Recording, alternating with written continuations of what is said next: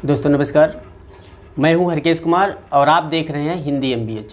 दोस्तों आज आपके समक्ष मैं पुनः सच्चिदानंद हीरानंद वात्स्यायन अज्ञे की बड़ी ही प्रसिद्ध कहानी गैंग्रीन लेकर उपस्थित हुआ हूं। दोस्तों देखिए इस कहानी का सार क्या है।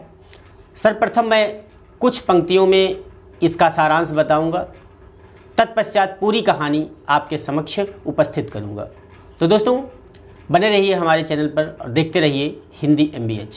दोस्तों गैंग्रीन कहानी की यदि बात करें तो पहला पॉइंट हम बताएंगे आपको कि सर्वप्रथम यह कहानी गैंग्रीन नाम से छपी थी, लेकिन इस कहानी के 5वें संस्करण में लेखक ने इसका नाम बदल करके रोज कर दिया। दोस्तों मेरे विचार से भी इस कहानी का शीर्षक रोज ही ठीक जान पड़ता है। दोस्तों सबसे पहले देख लें कि गैंग्रीन क्या है, क्योंकि इस कहानी का शीर्षक गैंग्रीन ही है। तो दोस्तों जब किसी के शरीर के किसी भाग में रक्त स्राव नहीं हो पाता तो उस भाग में खून का थक्का बन जाता है, अर्थात वह अंग सड़ना प्रारंभ हो जाता है। तो इस स्थिति में उस भाग को शरीर से अलग करना ही पड़ता है। इस बीमारी को गैंग्रीन कहा जाता है। दोस्तों यह कहानी एक मध्यम वर्गीय स्त्री के अकेलेपन में घुटती हुई अभावग्रस्त नीरस दिनचर्या की कहानी है। दोस्तों इस कहानी में यांत्रिक जीवन बिताने को मजबूर एक स्त्री का चित्रण है। वास्तव में नैरेटर ही कहानी में केंद्रित स्थितियों का ऑब्जर्वर भी है और व्याख्याकार भी है। मैं शैली में लिखी गई यह कहानी स्त्री के सारोकार से जुड़ी है। मालती इस कहानी की नायिका है। इस कहानी में नवविवाहिता मालती के मन की गहरी उदासीनता और अकेलेपन की त्रासद अनुभूति का चित्रण किया गया है।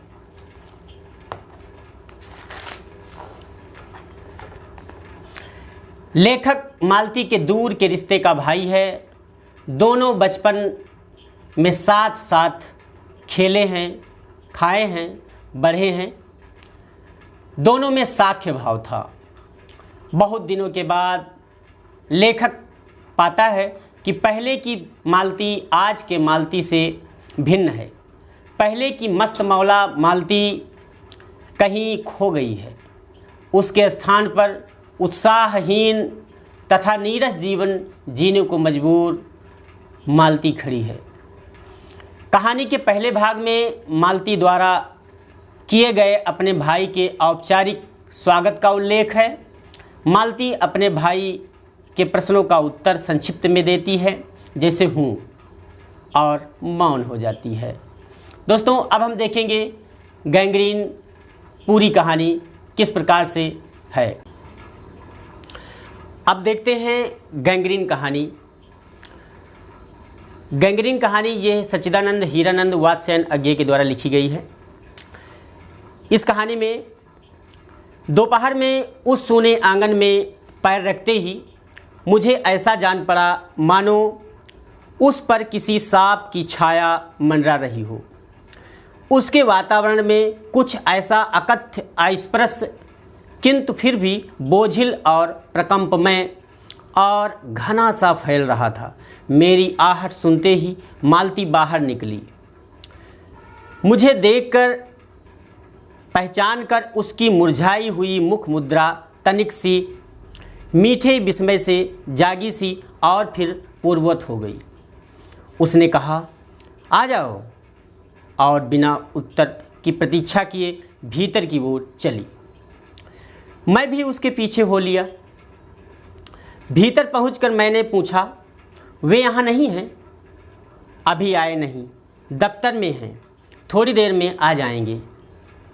कोई 1:30-2 बजे आया करते हैं। कब से गए हैं? सवेरे उठते ही चले जाते हैं। मैं हूँ कहकर पूछने को हुआ, और तुम इतनी देर क्या करती हो? पर फिर सोचा आते ही एकाएक प्रश्न ठीक नहीं है। मैं कमरे के चारों ओर देखने लगा। मालती एक पंखा उठा लाई और मुझे हवा करने लगी। मैंने आपत्ति करते हुए कहा, नहीं मुझे नहीं चाहिए, पर वह नहीं मानी। बोली सॉरी, वाह चाहिए कैसे नहीं, इतनी धूप में तो आए हो यहाँ तो। मैंने कहा, अच्छा लाओ मुझे दे दो। वह शायद ना करने वाली थी, पर तभी दूसरे कमरे से शिशु के रोने की आवाज़ सुनकर उसने चुपचाप पंखा मुझे दे दिया और घुटने पर हाथ टेक कर एक थकी हुई हुँ करके उठी और भीतर चली गई। मैंने उसके जाते हुए दुबले शरीर को देखकर सोचता रहा, ये क्या है, यह कैसी छाया सी इस घर पर आई हुई है। मालती मेरी दूर के रिश्ते की बहन है, किंतु उसे सखी कहना ही उचित है, क्योंकि हमारा परस्पर संबंध सख्य का ही रहा है। हम बचपन से इकट्ठे खेले हैं, इकट्ठे लड़े और पिटे, और हमारी पढ़ाई भी बहुत सी इकट्ठे ही हुई थी, और व्यवहार में सदा सख्या की स्वेच्छा और स्वच्छंदता ही रही। वह कभी भ्रातृत्व या बड़े छोटेपन के बंधनों में नहीं घिरा। आज कोई 4 वर्ष बाद उसे देखने आया हूँ। जब मैंने उसे इससे पूर्व देखा था तब वह लड़की ही थी। अब वो विवाहिता है, एक बच्चे की माँ भी है। इससे कोई परिवर्तन उसमें आया होगा, और यदि आया होगा तो क्या, यह मैंने अभी सोचा नहीं था। किंतु अब मैं उसकी पीठ की ओर देखता हुआ मैं सोच रहा था, यह कैसी छाया इस घर पर छाई हुई है, और विशेषतया मालती पर। मालती बच्चे को लेकर लौट आई और मुझसे कुछ दूर नीचे बिछी हुई दरी पर बैठ गई। मैंने अपनी कुर्सी घुमाकर कुछ उसकी ओर उन्मुख होकर पूछा, इसका नाम क्या है? मालती ने बच्चे की ओर देखते हुए उत्तर दिया, नाम तो कोई निश्चित नहीं किया, वैसे टिटी कहते हैं।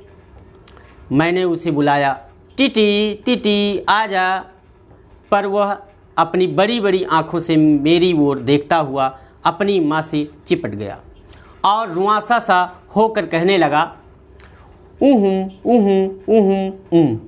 मालती ने उसकी ओर एक नज़र देखा और फिर बाहर आंगन की ओर देखने लगी। काफ़ी देर मौन रहा। थोड़ी देर तक तो वह मौन आकस्मिक ही था, जिसमें मैं प्रतीक्षा में था कि मालती कुछ पूछे, किंतु उसके बाद एकाएक मुझे ध्यान हुआ मालती ने कोई बात नहीं की कि मैं कैसा हूँ, कैसे आया हूँ, चुप बैठी है। क्या विवाह के 2 वर्ष में ही वह बीते दिन भूल गई, या अब मुझे दूर इस विशेष अंतर पर रखना चाहती है, क्योंकि वह निर्बाध स्वच्छंदता अब तो नहीं हो सकती, पर फिर भी ऐसा मौन जैसा अजनबी से भी नहीं होना चाहिए। मैंने कुछ खिन्न सा होकर दूसरी ओर देखते हुए कहा, जान पड़ता है तुम्हें मेरे आने से विशेष प्रसन्नता नहीं हुई। उसने एकाएक चौंक कर कहा, हूँ। यह हूँ प्रश्नसूचक था, किंतु इसलिए नहीं कि मालती ने मेरी बात सुनी नहीं थी, केवल विस्मय के कारण। इसलिए मैंने अपनी बात दोहराई नहीं, चुप बैठा रहा। मालती कुछ बोलती ही नहीं। थोड़ी देर बाद मैंने उसकी ओर देखा, वह एक टक मेरी ओर देख रही थी, किंतु मेरे उधर उन्मुख होते ही उसने आंखें नीची कर ली। फिर भी मैंने देखा उसकी आंखों में विचित्र सा भाव था, मानो मालती के भीतर कहीं कुछ चेष्टा कर रहा हो, किसी बीती हुई बात को याद करने की, किसी बिखरे हुए वायुमंडल को पुनः जगाकर गतिमान करने की, किसी टूटे हुए व्यवहार तंत्र को पुनरुज्जीवित करने की, और चेष्टा में सफल ना हो रहा हो। वैसे जैसे बहुत देर से प्रयोग में ना लाए हुए अंग को व्यक्ति एकाएक उठाने लगे और पाए कि वो उठता ही नहीं, चिर विस्मृत में मानो मर गया है।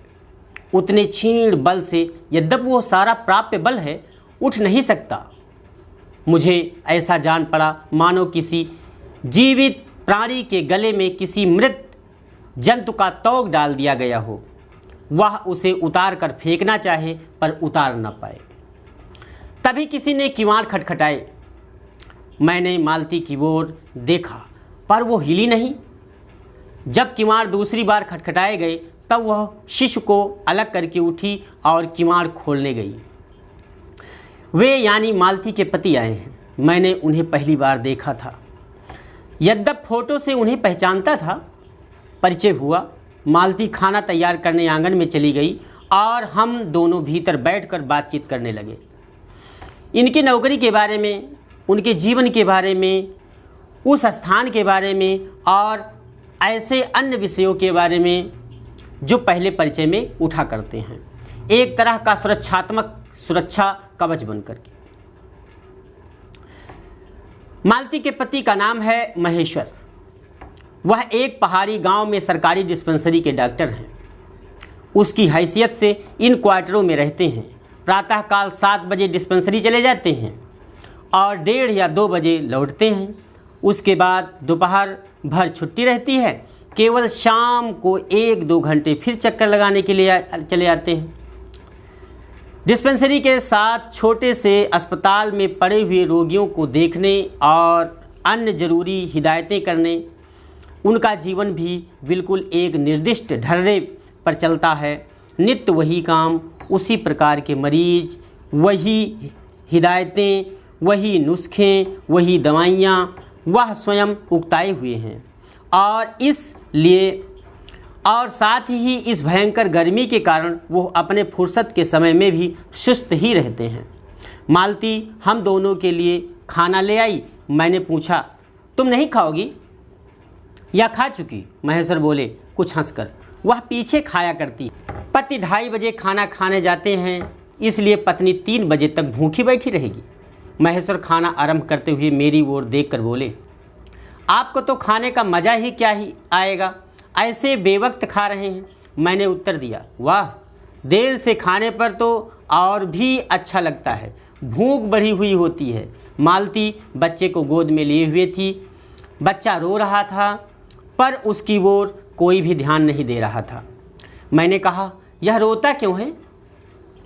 मालती बोली, हो ही गया है चिड़चिड़ा सा, हमेशा ही ऐसा रहता है।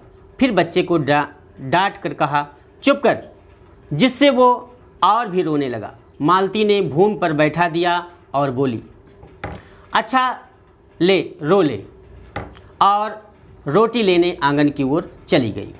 जब हमने भोजन समाप्त किया तब 3 बजने वाले थे। महेश्वर ने बताया कि उन्हें आज जल्दी अस्पताल जाना है। वहाँ 1-2 चिंताजनक केस आए हुए हैं जिनका ऑपरेशन करना पड़ेगा। 2 की शायद टांग काटनी पड़े, गैंग्रीन हो गया है। थोड़ी ही देर में वो चले गए। मालती किवाड़ बंद कराई और मेरे पास बैठने ही लगी थी कि मैंने कहा, अब खाना तो खा लो, मैं उतनी देर टीटी से खेलता हूँ। वह बोली, खा लूँगी, मेरे खाने की कौन बात है, किंतु चली गई। मैं टीटी को हाथ में लेकर झुलाने लगा, जिससे वो कुछ देर के लिए शांत हो गया। दूर शायद अस्पताल में ही 3 खड़के।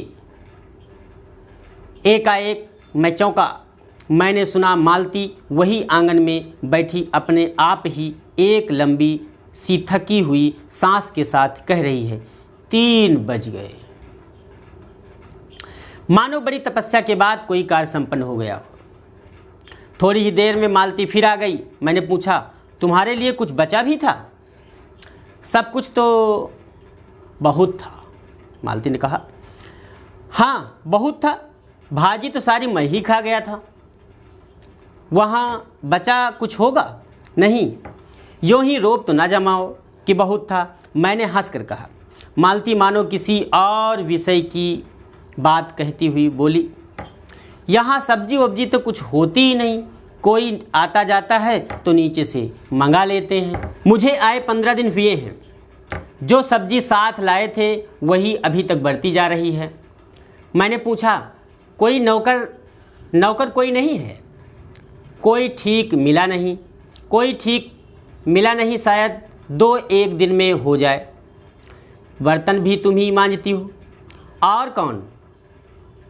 कहकर मालती क्षण भर आंगन में जाकर लौट आई। मैंने पूछा, कहाँ गई थी?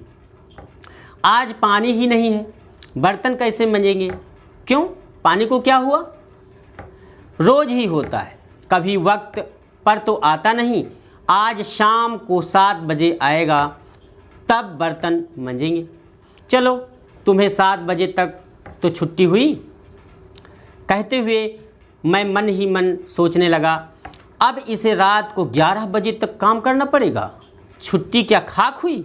यही उसने कहा। मेरे पास कोई उत्तर नहीं था, पर मेरी सहायता टीटी ने कह एकाएक फिर रोने लगा और मालती के एक पास जाने की चेष्टा करने लगा। मैंने उसे दे दिया। थोड़ी देर फिर मौन रहा। मैंने जेब से अपनी नोटबुक निकाली और पिछले दिनों के लिखे हुए नोट देखने लगा। तब मालती को याद आया कि उसने मेरे आने का कारण तो पूछा ही नहीं और बोली, यहाँ आए कैसे? मैंने कहा ही तो। अच्छा, अब याद आया, तुमसे मिलने आया था। और क्या करने? तो 2-1 दिन रहोगे ना? नहीं, कल चला जाऊंगा, ज़रूरी जाना है। मालती कुछ नहीं बोली, कुछ खिन्न सी हो गई।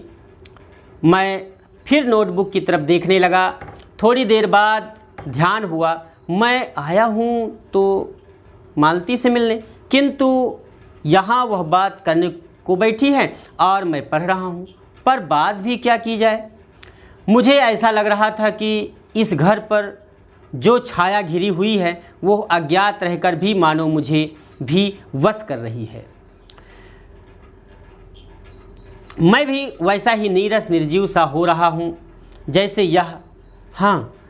यह घर, जैसे मालती। मैंने पूछा, तुम कुछ पढ़ती लिखती नहीं? मैं चारों ओर देखने लगा कि कहीं किताबें दिख पड़े। यहाँ कहकर मालती थोड़ा सा हंस दी। वह हंसी कह रही थी, यहाँ पढ़ने को क्या? मैंने कहा, अच्छा, मैं वापस जाकर ज़रूर कुछ पुस्तकें भेजूँगा। और वार्तालाप फिर समाप्त हो गया। थोड़ी देर बाद मालती ने फिर पूछा, आए कैसे हो? लारी में? पैदल? इतनी दूर? बड़ी हिम्मत की। आखिर तुमसे मिलने आया हूँ। ऐसे ही आए हो? नहीं, कुली पीछे आ रहा है सामान लेकर। मैंने सोचा बिस्तर ले ही चलूँ। अच्छा किया। यहाँ तो बस। कहकर मालती चुप हो गई।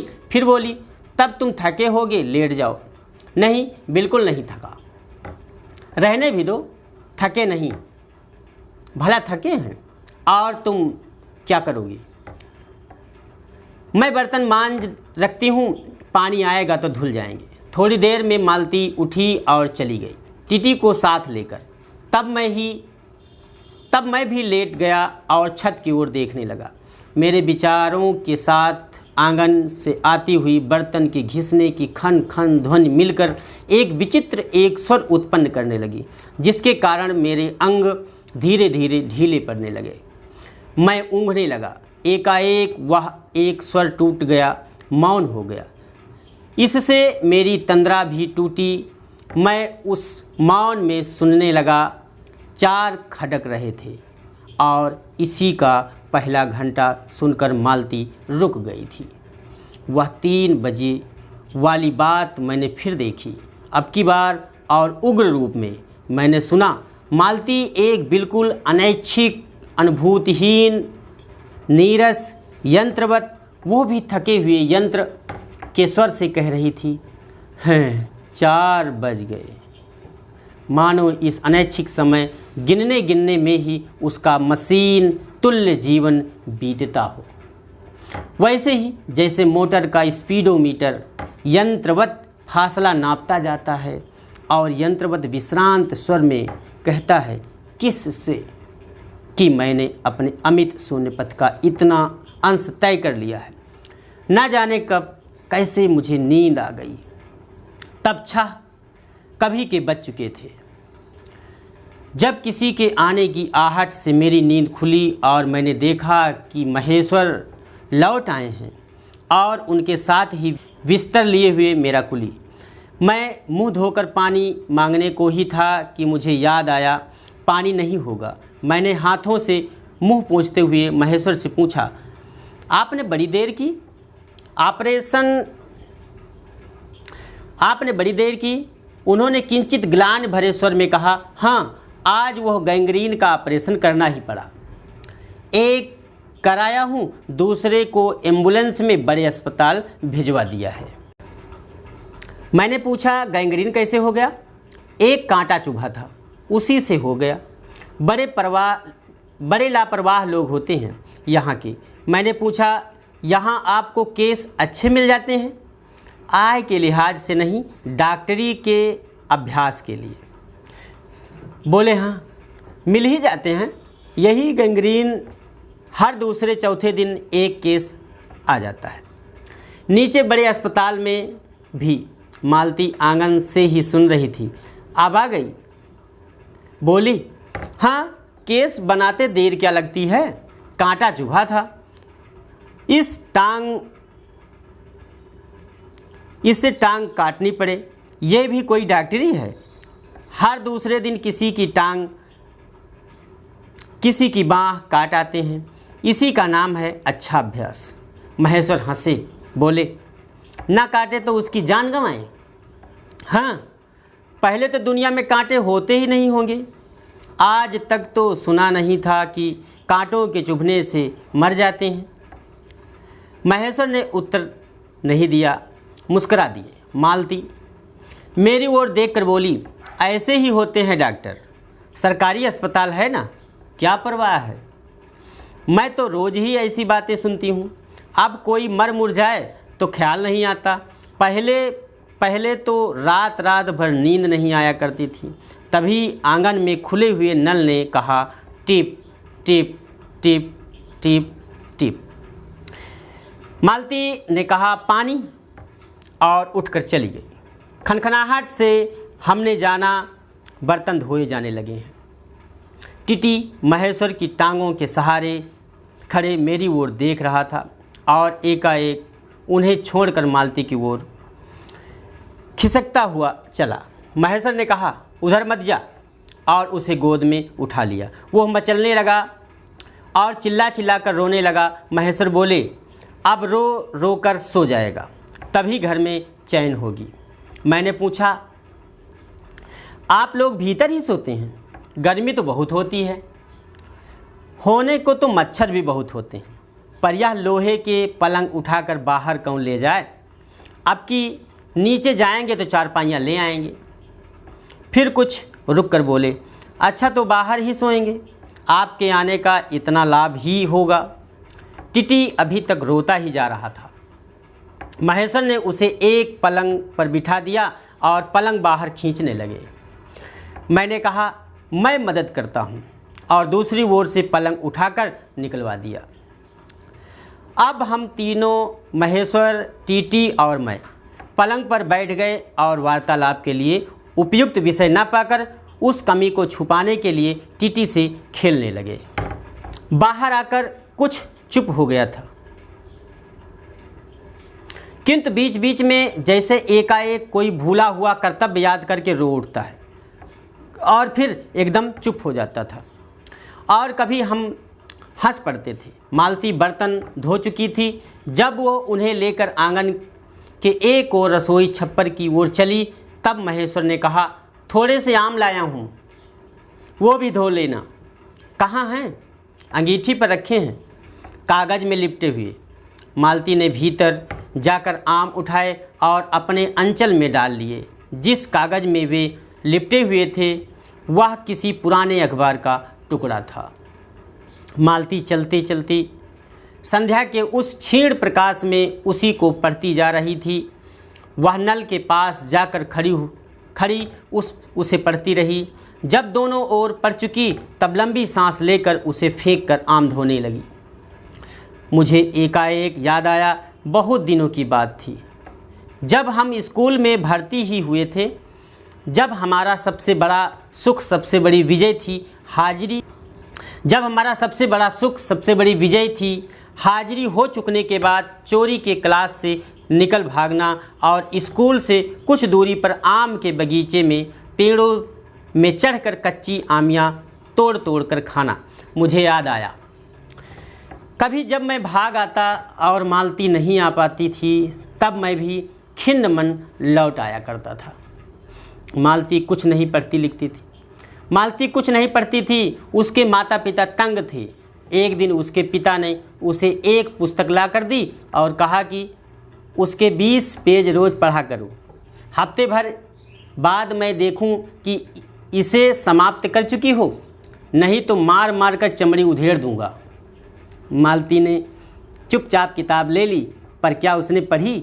वह नित्य ही उसके 10 पन्ने 20 पेज फाड़ कर फेंक देती, अपने खेल में किसी भांति फर्क न पड़ने देती। जब 8वें दिन उसके पिता ने पूछा, किताब समाप्त कर ली? तो उत्तर दिया, हाँ कर ली। पिता ने कहा, लाओ मैं प्रश्न पूछूंगा, तो चुप खड़ी रही। पिता ने फिर कहा तो उद्धत स्वर में बोली, किताब मैंने फाड़ कर फेंक दी, मैं नहीं पढ़ूंगी। उसके बाद वह बहुत पिटी। पर वह अलग बात है। इस समय मैं यही सोच रहा था कि वह बहुत उद्धत और चंचल मालती आज कितनी सीधी हो गई है, कितनी शांत और एक अखबार के टुकड़े को तरसती है। यह क्या? यह तभी महेश्वर ने पूछा, रोटी कब बनेगी? बस अभी बनाती हूँ। पर अब की बार जब मालती रसोई की ओर चली तब टीटी की कर्तव्य भावना बहुत विस्तीर्ण हो गई। वह मालती की ओर हाथ बढ़ाकर रोने लगा और नहीं माना। मालती उसे भी गोद में लेकर चली गई। रसोई में बैठकर एक हाथ से उसे थपकने और दूसरे से कोई एक छोटे छोटे डिब्बे उठाकर अपने सामने रखने लगी और हम दोनों चुपचाप रात्रि की और भोजन की और एक दूसरे के कुछ कहने की और न जाने किस किस न्यूनता की पूर्ति की प्रतीक्षा करने लगे। हम भोजन कर चुके थे और बिस्तरों पर लेट गए थे और टीटी सो गया था। मालती पलंग के एक ओर मोमजामा बिछाकर उसे उस पर लिटा गई थी। वह सो गया था, पर नींद में कभी कभी चौंक उठता था। एक बार तो उठकर बैठ ही गया, पर तुरंत ही लेट गया। मैंने महेश्वर से पूछा, आप तो थके होंगे, सो जाइए। वो बोले, थके तो आप अधिक होंगे, 18 मील पैदल चलकर आए हैं। किंतु उनके स्वर ने मानो जोड़ दिया, थका तो मैं भी हूँ। मैं चुप रहा। थोड़ी देर में किसी अपर संज्ञा ने मुझे बताया वह ऊँघ रहे हैं। तब लगभग 10:30 बजे थे। मालती भोजन कर रही थी। मैं थोड़ी देर मालती की ओर देखता रहा। वह किसी विचार में नहीं लीन हुई धीरे धीरे खाना खा रही थी। फिर मैं इधर उधर खिसक कर पर आराम से होकर आकाश की ओर देखने लगा। पूर्णिमा थी, आकाश अनभ्र था। मैंने देखा उस सरकारी क्वार्टर की दिन में अत्यंत शुष्क और नीरस लगने वाली स्लेट की छत भी चांदनी में चमक रही है। अत्यंत शीतलता और स्निग्धता से छलक रही है, मानो चंद्रिका उन पर से बहती हुई आ रही हो, झर रही हो। मैंने देखा पवन ने चीड़ के वृक्ष गर्मी से सूख कर मटमैले हुए चीड़ के वृक्ष धीरे धीरे गा रहे हों। कोई राग जो कोमल है किंतु करुण नहीं, अशांतिमय है किंतु उद्वेगमय नहीं। मैंने देखा प्रकाश के धुंधले नीले आकाश के तट पर जो चमगादड़ नीरव उड़ान से चक्कर काट रहे हैं वे भी सुंदर ही दिखते हैं। मैंने देखा दिन भर की तपन, अशांत, थकान, दाह पहाड़ों में से भाप से उठकर वातावरण में खोए जा रहे हैं, जिन्हें ग्रहण करने के लिए पर्वत शिशुओं ने अपनी चीड़ वृक्ष रूपी भुजाएं आकाश की ओर बढ़ा रखी हैं। पर यह सब मैंने ही देखा, अकेले मैंने। महेश्वर ऊँघ रहे थे और मालती उस पर मालती उस समय भोजन से निवृत्त होकर दही जमाने के लिए मिट्टी का बर्तन गर्म पानी से धो रही थी और कह रही थी, अभी छुट्टी हुए जाती है। और मेरे कहने पर ही कि 11 बजने वाले हैं, धीरे से सिर हिलाकर जता रही थी कि रोज़ ही इतने बज जाते हैं। मालती ने वह सब कुछ नहीं देखा। मालती का जीवन अपनी रोज़ की नियत गति से बहा जा रहा था और एक चंद्रमा की चंद्रिका के लिए, एक संसार के लिए रुकने को तैयार नहीं था। चांदनी में शिशु कैसा लगता है, इस अलस जिज्ञासा से मैंने टीटी को देखा और वह एकाएक मानो किसी सैसोचित वामता से उठा और खिसक कर पलंग से नीचे गिर पड़ा और चिल्ला कर रोने लगा। महेश्वर ने चौंक कर कहा, क्या हुआ? मैं झपट कर दौड़ा। मालती रसोई से बाहर निकल आई। मैंने उस खट शब्द को याद करके धीरे से करुणा भरे स्वर में कहा, चोट बहुत लग गई बेचारे के। यह सब मानो एक ही क्षण में एक ही क्रिया की गति में हो गया। मालती ने रोते हुए शिशु को मुझसे लेने के लिए हाथ बढ़ाते हुए कहा, इसके चोटें लगती ही रहती हैं, रोज ही गिर पड़ता है। एक छोटे क्षण भर के लिए मैं स्तब्ध हो गया। फिर एकाएक मेरे मन में मेरे समूचे अस्तित्व ने विद्रोह के स्वर में कहा, मेरे मन ने भीतर ही बाहर एक शब्द भी नहीं निकला, माँ। युवती माँ, यह तुम्हारे हृदय को क्या हो गया है जो तुम अपने एकमात्र बच्चे के गिरने पर ऐसी बात कह सकती हो, और यह अभी जब तुम्हारा सारा जीवन तुम्हारे आगे है। और तब एकाएक मैंने जाना कि वह भावना मिथ्या नहीं है। मैंने देखा कि सचमुच उस कुटुंब में कोई गहरी भयंकर छाया घर कर गई है। उसके जीवन के इस पहले ही यौवन में घुन की तरह लग गई है। उसका इतना अभिन्न अंग हो गई है कि वे उसे पहचानते ही नहीं। उसी के परिधि में घिरे हुए चले जा रहे हैं। इतना ही नहीं, मैंने उस छाया को देख भी लिया। इतनी देर में पूर्ववत शांत हो गई थी। महेश्वर फिर लेटकर ऊँघ रहे थे। टीटी मालती के लेटे हुए शरीर से चिपटकर चुप हो गया था। यद्यप कभी एक आध सिसकी उसके छोटे से शरीर को हिला देती थी। मैं भी अनुभव करने लगा कि बिस्तर अच्छा सा लग रहा है। मालती चुपचाप आकाश में देख रही थी, किंतु क्या चंद्रिका को या तारों को। तभी 11 का घंटा बजा। मैंने अपनी भारी हो रही पलकें उठाकर अकस्मात किसी अस्पष्ट प्रतीक्षा से मालती की ओर देखा। 11 के पहले घंटे की खटखट के साथ ही मालती की छाती एक एक फफोले की भांति उठी और धीरे धीरे बैठने लगी और घंटा ध्वनि के कंपन के साथ ही मूक हो जाने वाली आवाज़ में उसने कहा, 11 बज गए हैं।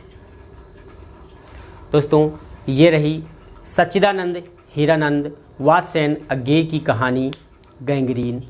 दोस्तों, अगर ये वीडियो हमारा आपको पसंद आया हो तो कृपया हमारे चैनल को सब्सक्राइब करें, लाइक करें, कमेंट करें और शेयर करें।